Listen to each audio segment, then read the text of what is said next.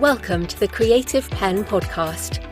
I'm Joanna Penn, thriller author and creative entrepreneur, bringing you interviews, inspiration and information on writing craft and creative business. You can find the episode show notes, your free author blueprint and lots more at thecreativepenn.com, and that's Penn with a double N. And here's the show. Hello creatives, I'm Joanna Penn, and this is episode number 790 of the podcast, and it is Sunday the 12th of January 2025 as I record this. In today's show, I talk to Joe Salari about how you can balance creativity with business in order to have a profitable long-term author career, as well as the successes and challenges of the Author Nation Conference. So that is coming up in the interview section. In writing and publishing things, Rachel Herron has just done her annual money episode on her podcast, Ink in Your Veins, where she discusses how much money she made as an author last year and where that money came from, as well as her wins and challenges about money, including mindset and the fear of it all falling apart, which we can all relate to. She also talks about pension or superannuation and financial planning if you run your own business. Also, multi-currency income and taxation challenges. This is something I understand in part, as most of my income is in US dollars, many of my bills are in US dollars, and obviously I'm in the UK, so my taxation currency, my living money is in GBP. Now, several people have asked about this, so just for informational purposes, I mainly use Wise, WISE, multi-currency accounts, so I have lots of different currency accounts and get put into there. But I also have PayPal, but the PayPal fees are much, much higher.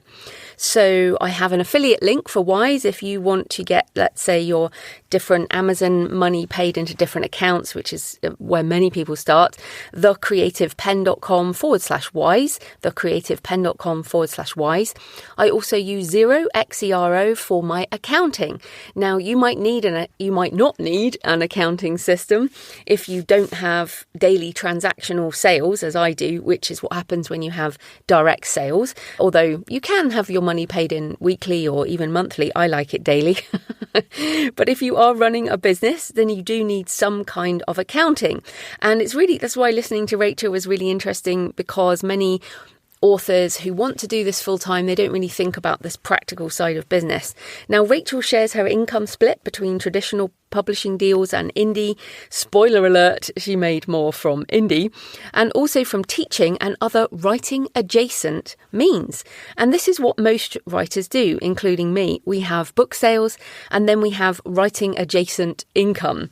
Now, this podcast income is writing adjacent, and I did just check, and I guess similar to Rachel, just over half of my 2024 annual income was book sales, over 6 figures GBP, most indie, with like 98% indie with some small foreign rights deals.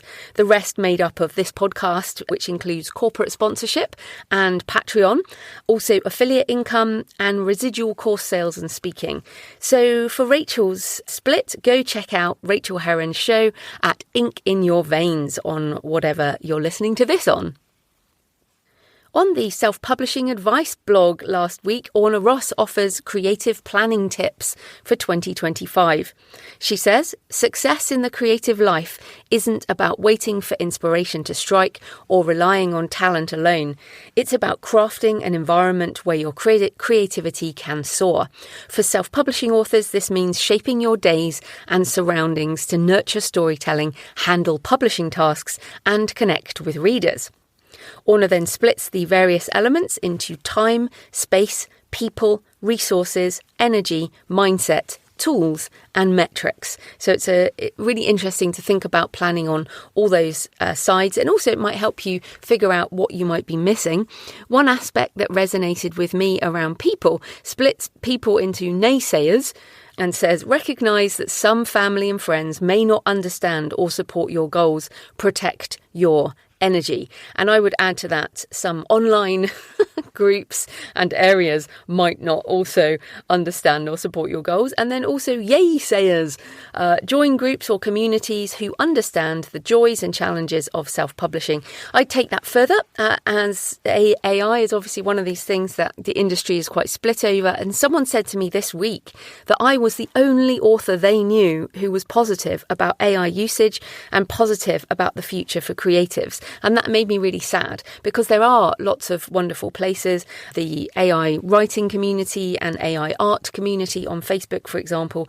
But this person felt they couldn't share their curiosity or their creative experiments or their ideas and felt censored and almost shamed by other authors, which sounded exactly how I felt back in 2007 to probably 2011, 2012 around being indie. If you weren't around back then, there was a lot of shaming going on that maybe there still is in some areas, but this will pass, is what I wanted to say. And I said to this person, here are some groups you can go to and all that. But I do think this AI shaming will pass even faster. Hopefully it won't take as many years as it took back then, because soon every single piece of software is going to have it in. So Microsoft Word, Google Docs, traditional publishers are embracing AI, and in most workplaces they're embracing AI. So I think people's adoption is actually going to be much faster, especially if the incoming Trump administration in the USA gets things moving as they intend. So yes, have hope, but curiosity and your creative experiments and ideas, are important. Back to Orna's article, she also says, celebrate progress, whether it's 500 words, a finished draft, or a book launch, every step matters. And of course, stay curious, explore new genres, marketing strategies, and reader engagement initiatives. Curiosity fuels innovation. Absolutely. And I think curiosity is the most important thing. I actually think now it is the most important thing for a thriving creative career, for both ideas for your writing, but also experimenting and trying new things in marketing and business, because that's what it also takes to do this full time. I also wanted to mention an interesting episode on the Novel Marketing podcast, which is much wider than just fiction. So Thomas Umstadt Jr., he's been on this show. I've been on his show, Novel Marketing Podcast. But this episode is called Is Traditional Publishing Dying? Surprising Trends Authors Can't Ignore in 2025.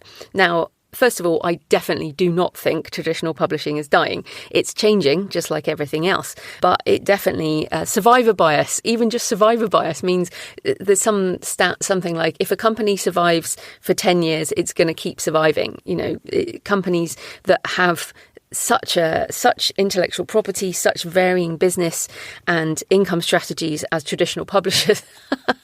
So anyway, Thomas goes into lots of interesting potential trends on the show, including those I have not heard from other people, such as a rise in religious book sales, noting that Gen Z, or Gen Z as we call it over here, is the first generation in centuries where male church attendance surpasses female church attendance. However, young men are opting for traditional Catholic and Orthodox churches rather than the rock concert style megachurches their millennial and Gen X parents preferred.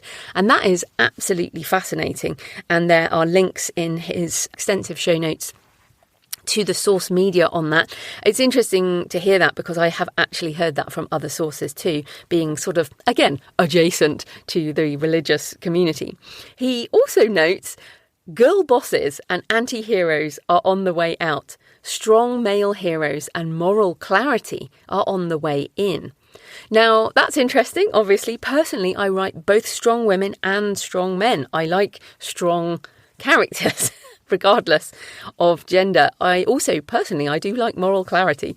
So I think that's interesting. But of course, this is only one perspective. And I know there'll be plenty of people listening going, no, that can't be true. I write this and this is going really well. And of course, that's what's so interesting about these trends episodes. They're full of interesting data points. Thomas also has an episode on how to write novels men want to read, which is one of his most popular episodes. So yeah, of course, we want men reading. It is something crazy. James Patterson always says this. It's something like 80% of his readers are women. So he markets mainly to women. So interesting that Thomas is covering that. He also comments on AI. He says, most authors now use an AI-powered spell checker, and AI tools are now defaults on most new computers. Most authors have started using AI tools, whether they realise it or not. The honour system doesn't stop bad actors, and it doesn't stop authors who are ignorant about what is powering their grammar checker. As someone who has spent decades pushing back against various societal trends, I can tell you, whining is not a winning strategy. I love that, and I do disagree with much of what Thomas says, but I also find his episode challenging and therefore interesting. As I mentioned, I've been on his show several times. He's been on this show. We have very different worldviews. So it's not surprising we don't agree, but not agreeing with someone doesn't mean we shouldn't listen sometimes and challenge ourselves with some new data points outside our own echo chambers. We may even end up changing our minds or at least understanding someone else a little more. So that is the Novel Marketing Podcast, and Thomas's site is authormedia.com, and you can find Novel Marketing Podcasts wherever you're listening to this. In personal news, I am deep into writing the first draft of my desert book, which will be called Death Valley, a thriller. After going back and forth with ChatGPT and Claude for maybe 50 or 60 different book titles, I've just decided that that is a really good title. And of course, there's no copyright on titles, so I'm just going to use that.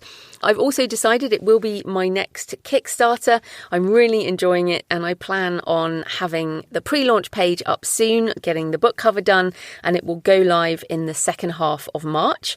This one will be all the editions. This is a full-on Kickstarter. It's going to have ebook. I think I will narrate the audiobook. It's going to have bundles. It's going to have the paperback, plus obviously the exclusive foiled wonderful extra edition, which we'll have fun designing. But yes, I think I'll do the audiobook. I'm taking inspiration from the lovely Katie Cross and just going to do my own. At least that's the plan for now. I've been playing with Midjourney and done some epic covers, really epic. And the story is essentially set at a luxury eco-lodge in Death Valley, California. And these different characters arrive, and there are guests and there are staff, a bit like the White Lotus, if you've seen that, sort of luxury in paradise. And then a storm hits and they're cut off, and the exclusive luxury resort descends into chaos and death. Lots of thriller fun. And nothing supernatural. I'm attempting a mainstream, fast-paced, highly cinematic thriller. That is the plan. Jonathan and I were also in London yesterday. We went to see The Tempest, starring Sigourney Weaver. Yes, live theatre in the West End. And I was thinking about the costs and the benefits, and even just for a day out with train tickets for two of us and lunch and the theatre tickets and drinks, and it was probably the cost of streaming Netflix for a couple of years. But it illustrated the power of both live and streaming entertainment. The theatre was packed, it was almost full, and this was a matinee performance, it wasn't even an evening. Sigourney had a standing ovation, and people were obviously thrilled to see her in person and see Ripley in person, even though she was playing Prospero. And The Tempest it's one of my favourite Shakespeare plays. I've seen it multiple times. It has a storm. I do like a storm. If you've read my fiction, you'll know how much I like a storm. And Ariel the spirit and Caliban the monstrous, and it's essentially a darker fantasy with a bittersweet ending, and has some of the most quoted lines from Shakespeare. Things like, hell is empty and all the devils are here. That is from The Tempest. Also, What's Past is prologue. Brave New World, Aldous Huxley's book's title, came from The Tempest. We are such stuff as dreams are made on. And one I used in writing The Shadow, which is, this thing of darkness, I acknowledge mine. One of my favourite quotes. It was also a signed performance. So a woman in the corner of the stage signed the whole performance. And incredible, even just to watch her sometimes, because she did the whole thing. All the actors, all the lines in sign language. It just felt part of a live experience. Now, all this to say that people will pay 10x, 20x, maybe 50x for a live experience over something digitally streamed. And this is something musicians also have to take into account. And really, I was just thinking, okay, this is why we need live aspects of our business. If you want to make a living this way, you need to have live aspects to your business. So for example, in my Patreon, we have live office hours, and I'm doing that end of January. I demo some AI stuff and we do questions live, and it is live, and that's becoming a more important part of my Patreon.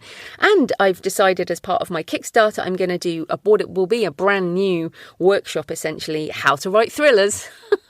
Since I've been writing thrillers for 15 years now, I figured I could do a workshop on how to write thrillers. That will be live. Also a batch of consulting, which I also do live. Now, we need a balance of both. Obviously, if you want to make a living this way, having writing adjacent income is a good thing. So thanks for your emails and comments and photos this week. Thanks to Leanie, who heard something on a podcast and sent it to me because it was so cool. The Edible Museum. And that is at ediblemuseum.com. I wanted to tell you all because it is very cool. They have an anatomy collection, so you can get like chocolate hearts and things like that. Not heart as in Valentine's heart, but actually anatomy hearts. That is fantastic. That's ediblemuseum.com. Thanks to Janet, who sent me some lovely photos from a Commonwealth war grave in Gevera, near Venice, in Italy. And thanks to Jill, who sent a photo from southern Vermont, where it's currently colder than I'd prefer, she says, but the two Bernese mountain dogs are loving it. Beautiful photo of the dogs in the snow with the early morning sun in the fields. So please leave a comment on the podcast show notes at thecreativepenn.com or on the YouTube channel. Send me an email, joanna@thecreativepenn.com. Let me know what you think about the episode or anything I say in the introduction, and send me pictures of where you're listening. I love to hear from you. It makes this more of a conversation. So this episode is sponsored by Kobo Writing Life, Kobo's free, fast and easy self-publishing platform, favoured by independent authors all over the world. KWL was built by authors for authors, and their mission is to help you reach digital readers wherever they are, however they want to read or listen. Looking for a way to get your books into the hands of more readers? Kobo Plus is the answer. As a subscription service, Kobo Plus allows readers to discover and enjoy unlimited books for a monthly fee. And as an author, there is no exclusivity or time limitation. It's a win-win. And just to be clear there, no exclusivity, unlike some other subscription services we know. By enrolling your titles in Kobo Plus through Kobo Writing Life, you can increase your earnings by reaching a whole new audience of avid readers who are eager to discover their next favourite book. And remember that subscription services help new readers try things and try new authors with no risk. So that means you can find new readers, basically.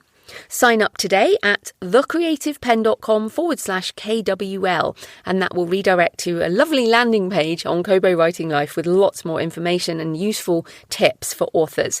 Sign up today at thecreativepenn.com/KWL and see your readership grow. So this type of corporate sponsorship pays for the hosting, transcription and editing, but my time in creating this show is sponsored by my community at patreon.com/thecreativepenn. Thanks to the 8 new patrons who've joined this week, and thanks to everyone who've been supporting the show for months and years. If you join the community, you get access to all my backlist videos and audio covering topics on creativity and writing, AI, mindset, business, and my patron-only Q&A solo episodes and my office hours. The Patreon is a monthly subscription, the equivalent of buying me a black coffee a month or a couple of coffees if you're feeling generous. You get access to everything, all the backlist content and Q&As. And if you get value from the show and you want more, come on over and join us at patreon.com/thecreativepenn. That's patreon.com/thecreativepenn. Right, let's get into the interview. Joe Salari helps authors build great businesses through books, courses and podcasting, as well as strategy and operations consulting. He's also the managing director of Author Nation, the biggest conference for indie authors in the world. So welcome back to the show, Joe. Thanks for having me on again. I really enjoy the time we get to spend together. It seems like we talk more on the show than we do at events that we meet each other at. Absolutely. Well, we're often both very busy. But yes, So you've been on the show a couple of times before, and I'll link to those in the show notes. So we're just going to jump in today. Now, as we head into 2025, authors are assessing their priorities for the year. Now, in your experience helping authors build profitable businesses, how can we balance writing and marketing so both are sustainable? That's such an awesome question. And I think a lot of folks that are used to hearing me on your podcast or other podcasts are going to think that I'm going to go right into like talking about profitability or budgeting, but I'm going to actually get a little different approach for you on this whole thing. Let me give you some context first, and that is, where do you have your best ideas? Personally, a lot of my ideas come from traveling and places in particular. Yeah. So I have to go and visit things and input in order to have ideas. Yeah. And that doesn't surprise me. I've asked the question of a lot of creatives, and what I've discovered in asking that question is there tends to be two different things that come up. Like, it's when I do something like go on walks, or a lot of times it's things like driving or a shower. And why that is, there's science behind this. And it's, you have two distinct networks in your brain that you need to use for creativity. One is the default mode network. That's what your body goes into when you daydream. It's when you were sitting in class and getting bored by your teacher and it would make you go off and think into your imaginary world. That's a natural place for you to go. The other system is your executive functioning system, which is what helps you focus and get words out and hit deadlines. And they're two distinct systems that sometimes will overlap, like in a Venn diagram. When that happens, that's your flow state, where you feel like the ideas are coming and you're getting them down on paper. The interesting thing about that is that's completely counter to what you're told to do as an entrepreneur and hustle culture, right? You're just supposed to produce. You're supposed to produce words. You're supposed to sit in a chair. You're supposed to produce. But what you do is, when you are only focused on that one side, the executive function side, you detach yourself and you distance yourself from your creative well. So my answer to your question is that I suggest that authors start to build into their process in 2025 more time to tap into that default mode network and spend time thinking about how they can spend some real quality time and protect that space, because that's where all your good ideas come from. That's when you feel like you're being blocked. It's because you're disconnecting yourself from that default mode network. So it's sound business advice in the sense of there's this process that's core to your business that we need to get more efficient and think about how we can improve its performance. I really like that. And I feel like this is something I've always done, is that I separate my time into creative time and business and marketing time, because I find like I can't do both in the same time period. So when I had a day job, it was I'd get up first thing in the morning. I'm a morning person, so I'd write before going to work. And then in the evening, I could do business and marketing. And this podcast was started after my work back in the day. And so perhaps that fits into what you're saying, is that you have to schedule different types of time, some for input and creativity and thinking and not doing much sometimes, and then other time for business and marketing. And I feel like maybe authors sometimes try and do everything all at once, and maybe that's why it doesn't work. Absolutely. You're really getting into the core of this. They're different systems and they have to be honored in different ways, and you need them both. And we're on the Creative Penn show. Come on, we got to talk about creativity. It's like we forget that's the source of the product, right? Like I get very focused on, it's a business. You have this product you have to put out. You have these customers you need to serve, and all that stuff it has to be done. But what you asked was, how do we make this sustainable process between the marketing and the writing? What I'm getting at is there's some things that we can do to make that process easier. And what it means is understanding that this isn't up and to the right like a business chart of sales. It's an undulating cycle, right? And let me give you another context for this. If we look at creativity as a profession, so you have this natural talent as a creator. We've identified that you've got this active imagination and you love to spend time in the story world and it's fulfilling to you. That's no different than if we noticed some natural athletic talent. So what would we do around that if we saw that you were a really good tennis player? Well, we would work on your endurance and your speed. We would work on racket skills. We'd work on all these different things to supplement that natural talent. One of the big things we would also do as for an athlete is we would have a recovery cycle. We wouldn't just say after you finish winning Wimbledon to go play the French Open, right? We'd put you in an ice bath. We'd stretch you out. We'd go into some kind of process that would get you to be ready for the next time you play. And I think that goes again back to that first question of yours, what could you do to make 2025 better is like, how do you build a recovery process? How do you give yourself that space to let the well refill? And there's a lot of things right now in the world that are really, really detrimental to you refilling the well, because we're talking about this really powerful default mode network and that time where you just need to be bored to let it kick in. Yeah. What do? Well, we get on social media and we doom scroll and we do a bunch of stuff to fill in that time that really deteriorates.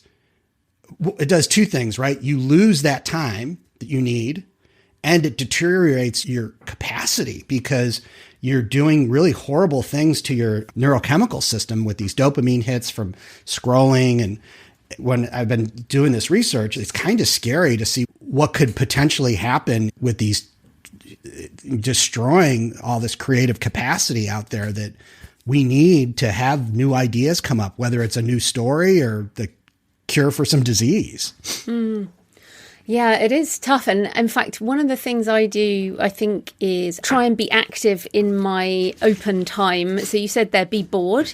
And being bored is really hard, as you say. And so I go for a walk often. And going for a walk means I can't look at my phone while I'm out walking and I'm looking at nature. And that, I guess you mentioned the shower. We cannot stay in the shower for hours at a time, but I can walk for hours at a time. And most people, wherever they are, there should be somewhere you can go and walk. Although perhaps not at a gym. I don't know. A gym is also very stimulating in terms of the screens, particularly in our American gyms. There are so many screens everywhere. Yes. But this is also really hard for people. And I know there will be people saying, but social media is how I, not me particularly, but how I might be selling books. And so this is the hard part, right? This is what it comes down to. I love what you're saying, but then people are like, but I have to be on social media because how else do I meet my business goals? So let's talk about that, about the business side as well. Sure. So again, you have to put into context, and let's use this perfect example of somebody that right now probably is, there's a bunch of folks out there that are listening here that are seeing really amazing success with their strategies on TikTok, right? So it's like, you're going to say what you just said, I have to be on this platform. It's like, yeah, you do, but how are you on the platform? Are you on this platform to develop meaningful relationships with your audience? Because also this thing is about how do you make your business fulfill you, right? If it's just about hitting business goals, right, that gets you on that hedonic treadmill where you always have to be hitting goals to feel like something's happening versus like, no, I'm really trying to help an audience connect with work that's meaningful to me and will be meaningful to them, right? And in that process, I need to carve out some specific time to be on TikTok. And I need to do these specific things on TikTok. That's all executive functioning kind of stuff, right? Now, there may be like, well, I need to come up with some creative stuff for TikTok. Well, maybe you need to spend some time in that default network space to think of those ideas. But just sitting for an hour and a half scrolling on TikTok instead of being on a walk or doing something that gets you into that space is going to hurt your business, not help your business, right? So I think that you have to really think through those compartments of social media and where it makes sense.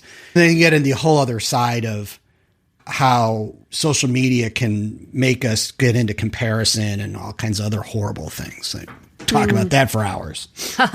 Yeah, and it's interesting because we also do have to make decisions about time. You mentioned time. We only have limited time. And you and I are older now. Yeah.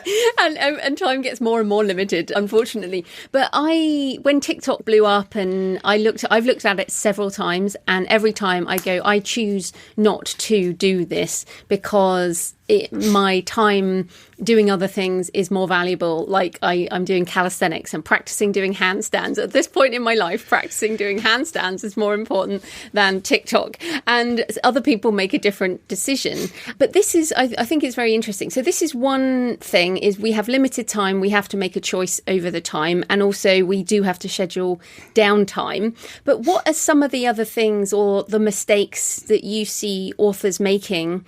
Again, back on the profitable author business, but also the fulfillment that you mentioned.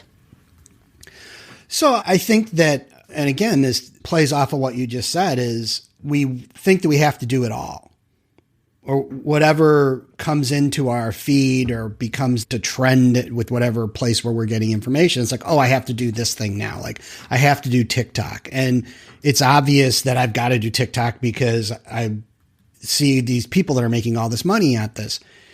And to your point, you chose to do something different. And I think this is one of the hardest things in any business, is the saying no. Right. But the reality is, if you look at something like venture capital or private equity, they're in the business of saying no.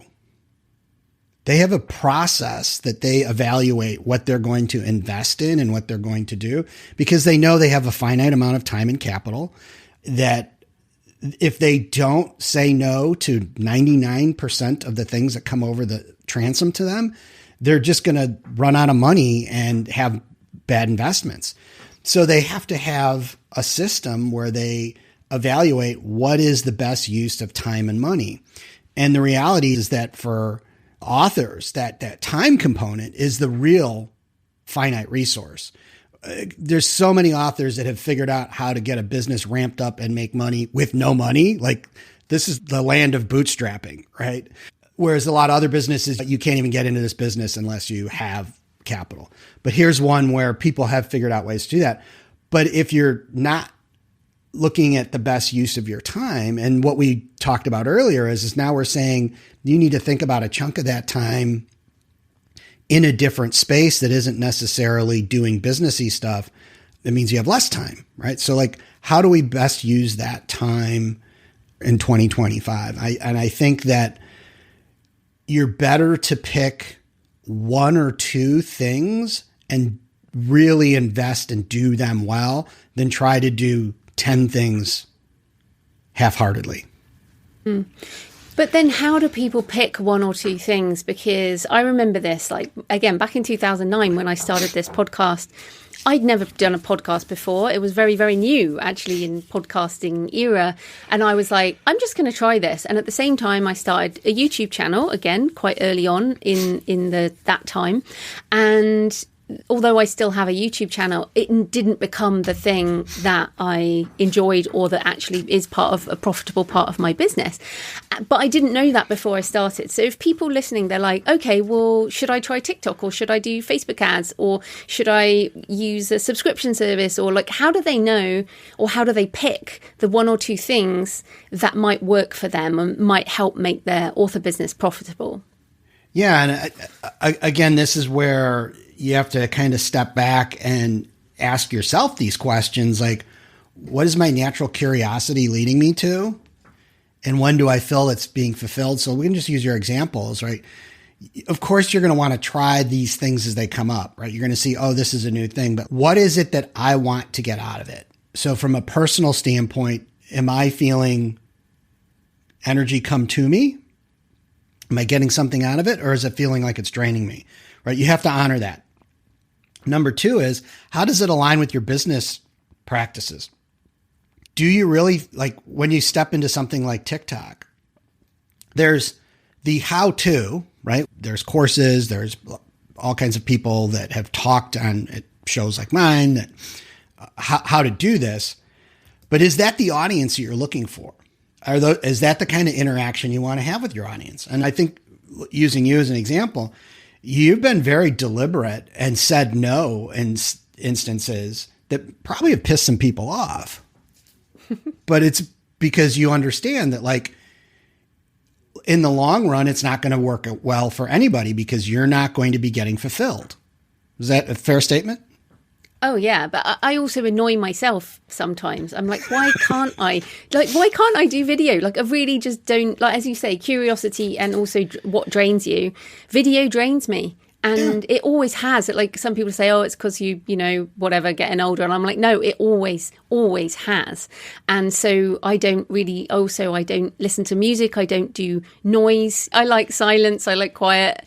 And I think as you say, we have to tap into these things and learn to say no. Otherwise, you can burn out, right? Yeah. And I think when we go back to thinking about where your creative well gets filled, is like them going to a coffee shop is a place of creativity. I go there and I'm eavesdropping on people's conversations and I'm thinking about the coffee. Like, it's not a place where I can do that. So part of this idea is for you as a listener on the show, thinking about these ideas. What is it for you? Not what is the community saying. Not there's no shortage of ideas on ways to make money as an author or to monetize your creativity. Then there'll be more coming. There's going to be a bazillion new ideas that come with innovation. You're not going to be able to do them all. So you need to be really deliberate and pick the ones that do two things, in my view. And that is connect you with the audience that you want to connect with, right? Because again, if this is about making money, you need to have people that see that your creative content is worth more than the cold hard cash in their wallet. And two, it fulfills you. And fulfills you in the right way. Okay. What do I mean by that? Not that it makes you get your ego pumped up or gives you a bunch of status in fake things like rank, but that it fulfills you by you like, I am now truly in touch with my meaning. Like, I understand why I'm on this planet. This helps me to feel like a full human being. That's the part that I think is getting lost in this whole hustle culture, is that you're going to feel good when you hit this particular monumental thing like making 7 figures. No, you won't. You won't. I know this because I've worked with so many people that have done that, and they come to me and they're like, I've worked harder. I'm more burnt out. I have the mantle. I won the trophy. I sold $1 million worth of books this year, but you know what? I can't keep this up. And what ends up happening is the ones that are successful going forward find themselves in a place where they end up becoming most likely more profitable, selling less books, but doing something they love. They find that sweet spot because they've changed their focus. They've gotten away from like, hey, wait a minute. If I do some things with my business, tune some things up here, I can make more money than I've ever made before. Yeah. And I can feel good and I can tap into things that I was necessarily missing out. Like, I can connect with my family more. I can travel more. I can feel that I can leave certain parts of my business and not think that it's all going to crash into a heap. Yeah, exactly. And that's why we were emphasizing profitable. And I know you talk about this a lot because a lot of the numbers that you can see, screenshots on various social media or whatever, are the above the line figures. They're not necessarily the profit figures. They're the income or the revenue, but not the profit. So that's where we like to focus. And profitable life, I think, in general, just having a happier life. But I want us to get into Author Nation now. 2024 was the first year and I was there. It was fantastic. fantastic. I bought my ticket for 2025 before I even left Vegas. Wow. So I was one of those. As you were talking about it, I went on and I bought it. But let's just, first of all, from your perspective, what went well about the conference from, I guess, you and from Suze and the team, but also from feedback that you got? Oh, wow. I don't even know where to start. There's so much. I think the funny thing was so many people were like, oh, you have to be really stressed out and there's got to be a lot of stuff going on. And the feeling was more like being the host of a party or your wedding, right? Like you have this big event that you've planned. You want to make sure everyone's having a good time. But it wasn't like there was fires to really put out. We had been working on this thing for over a year, and we have a team that really did an amazing job at putting together the programming and building a system like that. Like people don't understand, like this is where my creativity really was able to come out and take a business and work on it. So the show as a whole was surprising to people at the things that we focused in on. Like we spent a lot of time with the space. We made sure that the space was open and inviting. We had rented a bunch of furniture, couches and stuff, so people had these conversation pits to hang out in. And that came out of observing other shows that tended to, in my view, make authors feel anxious and confined and claustrophobic. And we didn't want that to be the case. We wanted to make sure that there was different facets for authors. So the folks that were really there to kind of fill their well with information. We had a lot of great sessions. Yours was a great example of that. But we also know that there's a lot of people that they never go into those sessions. They just need a place to hang out and do deals and talk and network. So we had different spaces for that. We had, like I said, these conversation pits. We also had a bunch of tables around where people could sit and work together. All of that stuff was designed to hit the needs that we kept hearing people say when we asked them about what they want out of a show. Now, the feedback we've gotten, that's the other thing. We built a system so we were able to collect reviews off of every single session and about the overall show. So we ended up with 866 reviews of sessions, and we reviewed on two things. Were the objectives clear and were the objectives met? And we had, on the first one, it was like a 4.6 out of 5, and the objectives met was like a 4.55. So we had really, really good feedback system, and we had good feedback. And the great thing was, is we then, like, I'm sure you were sent your reviews. Yeah, right? That was great. Yeah, really good. So, and it's funny, when we did that, there were some people that, again, we can all be self-conscious, and it's like, no, those aren't bad reviews. You got to filter out some of this stuff. Yeah, for sure. And actually, this would be like a tip for people if they are coming, if you're using that app again. I didn't make the most of that app until towards the end of the week. And then I realized that there were slides on there from people's talks. So if you missed a talk, you could go get the slides and you could sync it with your laptop and all of that kind of thing, as well as doing the ratings. So yeah, that app, I think next time I'll be like using that. Are you going to use that same one again? Yeah, we're going to use that again. We may be evaluating. I've actually had somebody come up at the show that's a programmer, and he talked about programming something specific for us. So we're going to look at that as a potential. But the idea is having something like that. We were really happy with the tool we used. The only thing we were hoping to add into that was better group communication.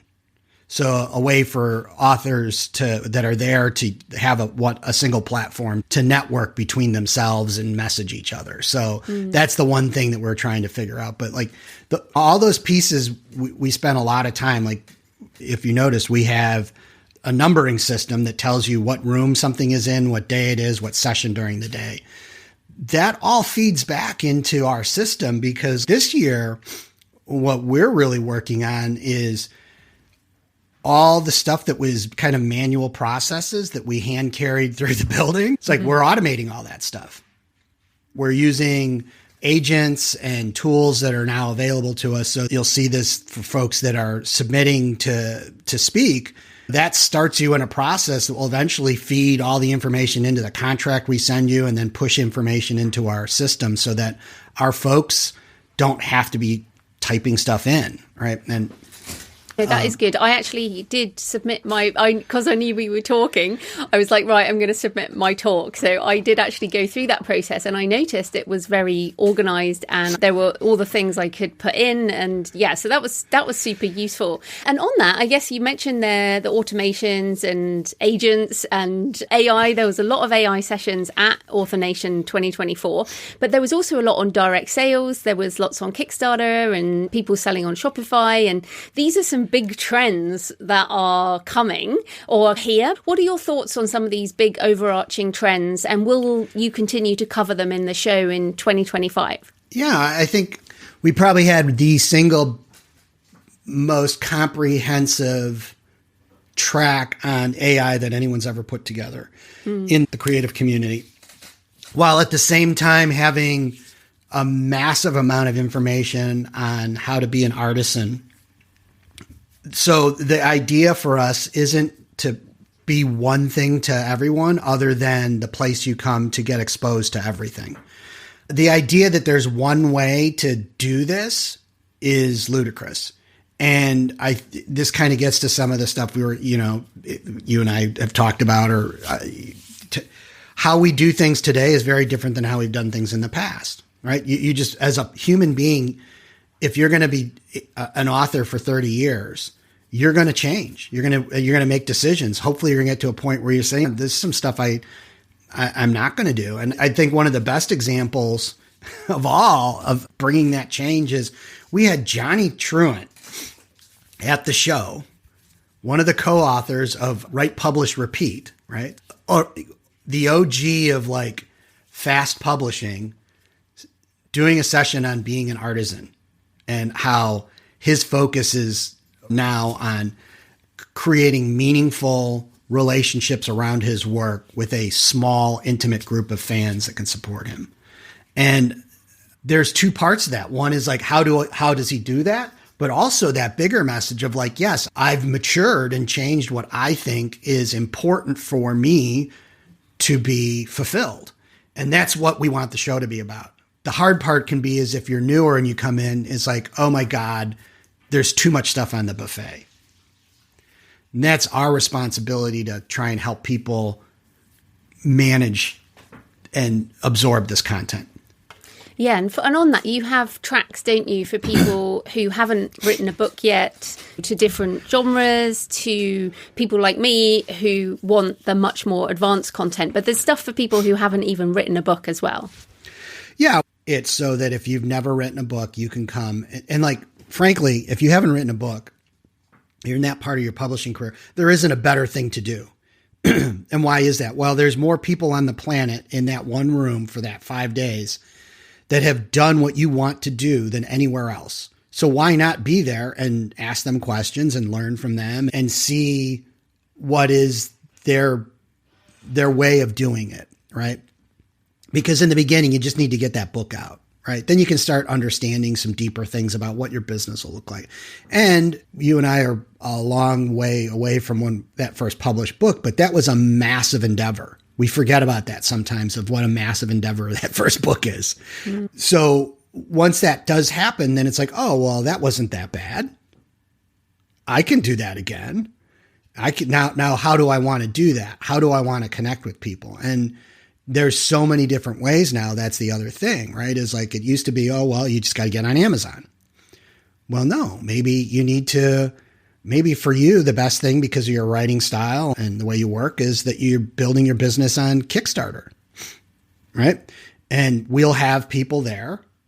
Like we have the Kickstarter people, right? Yeah. Oriana. Yeah. And what we're doing is, now that we've gotten the first one under our belt, we're going out to folks. Like I had a conversation with Oriana just before the new year for next year. And like, okay, what if in our online community, you come in and coach a cohort of people to do Kickstarters?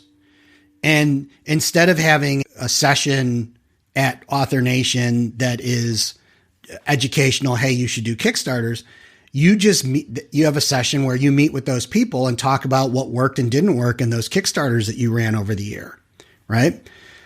that's a whole different way that we use the idea of community and a week-long show to get the support mechanism that people really need, right? Because sure, we can run a great show and take out our fire hose and just drown you in ideas. But what happens afterwards to help you implement those ideas? And the first part is what we're talking about is picking the ones to implement, right? Yeah. Very important. Right?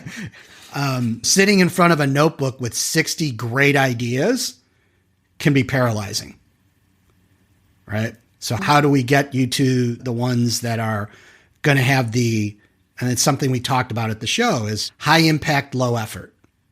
Yeah. And I think one of my tips for people is to plan in advance. So even though it's not up there yet, towards November, the schedule will be around. So people can kind of see, all right, well, what do I really want to go to? And what I had in my schedule, which I planned ages in advance because I was arranging meetings and all of that kind of thing, was this is a session I have to attend. And then there might be other sessions I'm like, that will get a 2. And if I'm around, I'll go to that. And if not, I'll figure it out later. But really planning in advance. And then, as you say, afterwards, like reviewing your list at least a week later and seeing what still resonates from what you went through, because there might be a ton of stuff you wrote down that a week later you're not so enamored with. So I think that's really useful, is putting the extra time in to do the scheduling and then do the sort of thinking later.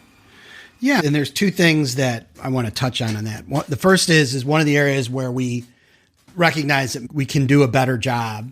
And that is, when there were lower reviews on sessions, the trend seemed to be that we didn't do a really good job at helping the audience understand that topic, right? Because the way we did our reviews is we also asked what level you were in as an author. And what we would see is these stratifications where it's like, oh, look at all the high reviews from these people that were beginners and all these low reviews from people that were advanced. And we screwed up and we made this thing seem like it was for everybody. And so one of the things that Shell and I, we were just talking, and Shell was like, if you want to get your session approved, you're going to have a higher chance of doing that, saying this is for this specific group, than saying, oh no, this is for everybody. We really want to make sure that we're identifying the right experience level to make that work. The second thing is, if you went to the show and you were a maniac and went to a session every time there was a session open, the best you could have seen was about 23% of the content that we put together. So that means 70% of the sessions you miss.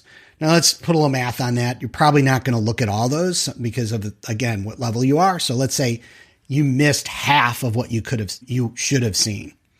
Well, that's why we're doing this whole thing about the after party that's going, it starts the 11th. Is this idea of like, hey, we're going to have all these videos in an area. You watch the videos that you didn't see. There's a spot where you can go and put in questions. We're going to submit those questions to the presenters. And then we're going to have hour-long Q&A sessions on Zoom to get those questions answered. So you get a couple things out of this that never's happened at a show before. And one is we can pull this virtual and live community together so we can make a more cohesive author community. 2 is you get a way to get more value out of those sessions that you missed. But 3, even with the session you went to, you now had time to digest it and look at your notes and think through some things on your business without being at a crazy show with all your friends. And you may have some more questions that you want to get clarified with the speaker. And now you can get on there and say, hey, now I'm looking at my business. What about this or that? And they'll be able to give you really good feedback that's pertinent to your business. So like, we're really trying to think how this is a community of communities that gets results. Yeah. Now, we do have to say that there are inevitable challenges with every business. And in fact, one of the challenges was my session. The recording didn't work. So I am actually redoing my session as part of this after party. I'm actually going to give the session again with some updates because, of course, my talk was on AI and it was in November and we're 2 months on and things have changed. So I'm going to be doing that again. But yes, challenges. Sometimes things don't work. But what were some of the other things that were challenges or that you're changing and improving? You've talked about some of them, but anything else that so I mean, on that particular subject, out of 160 sessions, I think there were 8 that we had technical issues with. So like, we want to have zero fault on that, but like, fortunately we've got a solution, right? In your case, you don't have to record video. You just show your slides. We can honor your I know this is not a thrill for you, but it's like definitely not a thrill, but I'm happy to update the slides and do it again. And like you said, you're doing the after party, so it might actually work really well. Yeah. And the point is having this situation where we can interact around that material. And frankly, we have to get that session done because you were one of the highest rated sessions there were. Right. I mean, there was jolly good. Yeah, you did and I think that kind of tends to like, we had a fundamental difference in how AI was seen at the show. And why was that? Was how we were approaching the subject matter. This wasn't about how it is just used in creation of content. We were talking about all kinds of stuff, the good and the bad of it, and as well as how this is going to be able to do things for you in your business that you don't want to do, or frankly, you're not that good at, and the machine is going to be better at it than you. So that's part of it. But your question was about like, what could we do better? We have the reader event, and we're always going to struggle with that until we get to the point where we can do that on a full weekend. We know that having a Saturday for that means we get a lot more people to show up. We rolled out some technology at that event. It was the first time it was ever used. It went pretty well, but like, we've got a whole list of stuff we have to improve with that. And we wouldn't have had that list unless we went and did that project, right? So the idea of us creating a way for us to sell print books at a show and authors not have to figure out how to get the books there. We've got the first part of that solution, and the readers could order books. We had them printed on demand and delivered to the show. And now that we have that system working and we know that it works, that we need to get it so that it's a really pleasant experience for everybody. So those kind of things are like marginal things that we need to adjust to make things better. And again, like this is stuff I enjoy. Like now that I can see where we need to improve things, then we'll figure out how to improve them. The big thing for us. It was only year one. It's year one. Yeah. And I think that was for us, this first year was a lot about like, okay, I never run a show before.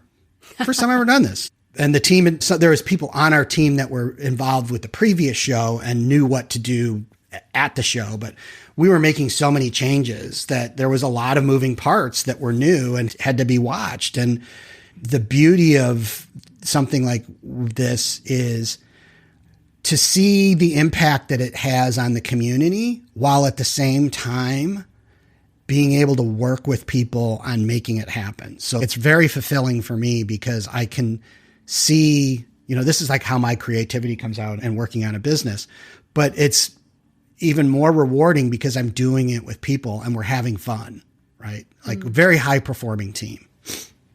Yeah. Well, fantastic. So if people want to come, where can they get tickets for Author Nation 2025? And is there any way they can access what happened 2024? Sure. So we have right now, early ticket sales are open. So we have a deeply discounted ticket that you can buy in the month of January. So if you came to the show and bought your ticket at the show, you got the best price, and that was only available to those people that came to the show. Now we have our early bird special, and you can go to authornation.live and sign up for that. We also have another offer there called the regret remedy bundle. And what is that? There was a lot of people that were like, well, I'm going to just wait and see how this show went.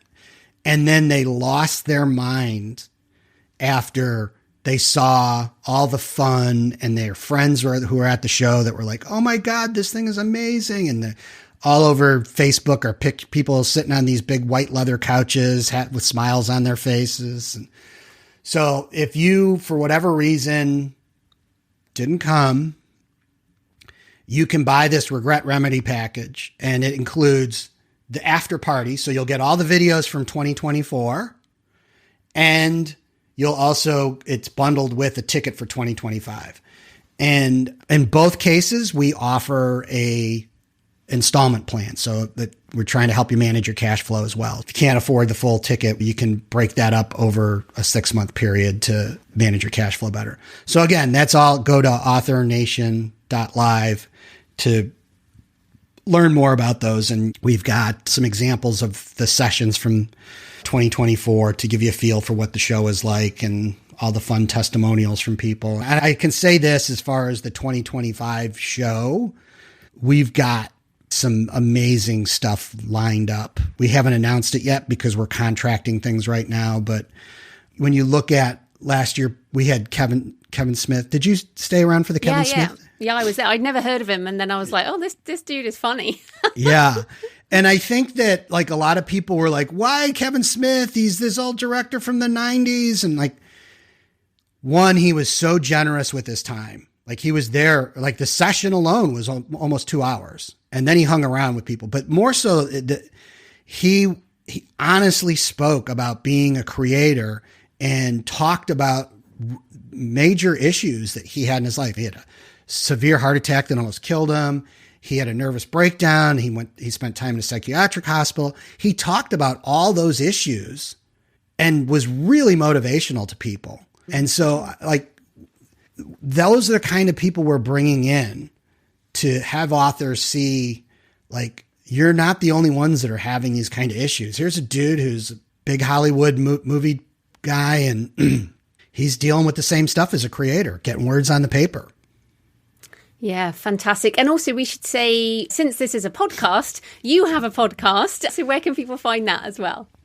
Sure. So you can find me at joesalari.com if you're interested in some of the stuff I'm talking about around how your creativity works and this up spiral concept of designing your business around your creative cycles. That's where that information will be. That's this year. One of my things is I do a paid newsletter, and each year I have 45 emails on a specific subject. And this year, all the research I did last year on this is being pumped out in those emails where I talk about, like, how do you honor your default mode network? How do you work on your executive function? How do you think about becoming a creative athlete? Oh, and then the Author Nation podcast. That's another thing. So that's on all the major channels. We have a YouTube channel as well. That way you can watch the video. Well, thanks so much for your time, Joe. That was great. Well, thank you. And I just want to put out a special thanks to all the folks in your community that came to the show. And it's not lost on Susan and I, the time and effort it takes to come to an event like that and to feel that your community, I want your community that comes every year to feel welcome and that we really love having you there. Oh, well, thanks so much.